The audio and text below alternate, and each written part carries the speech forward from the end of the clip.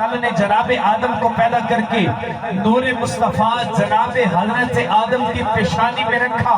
آپ فرماتے ہیں جیسے ہی وہ نور محمد جناب آدم کی پیشانی میں آیا جناب آدم کا پورا جسم چمکنے لگا. بولے سبحان اللہ. بولنا بھی ہے سبحان اللہ.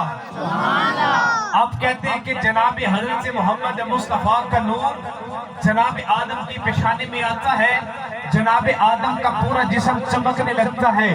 کس نے حسین جملے لکھے, آپ کی توجہ ہو تو میں آپ کو سنا دیتا ہوں. جناب حضرت آدم چمکے, وجود جناب آدم کا تھا, چمک مصطفیٰ کی تھی.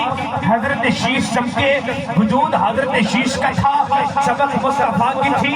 جناب نوح چمکے, وجود حضرت نوح کا تھا, چمک مصطفیٰ کی تھی. جناب یحییٰ چمکے, وجود یحییٰ کا تھا, چمک مصطفیٰ کی تھی. جناب نوح چمکے, وجود نوح کا تھا, چمک مصطفیٰ کی تھی.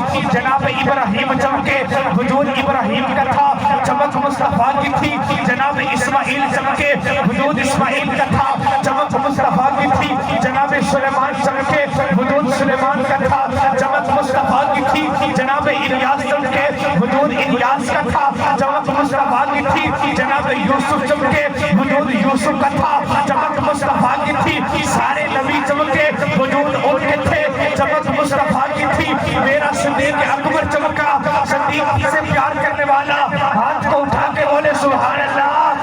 ہاتھ کو اٹھا کے بول سبحان اللہ. میرا صدیق چمکا, وجود صدیق کا تھا, چمک مصطفیٰ کی تھی. میرا فاروق چمکا, وجود فاروق کا تھا, چمک مصطفیٰ کی تھی. میرا عثمان چمکا, وجود عثمان کا تھا, چمک مصطفیٰ کی تھی.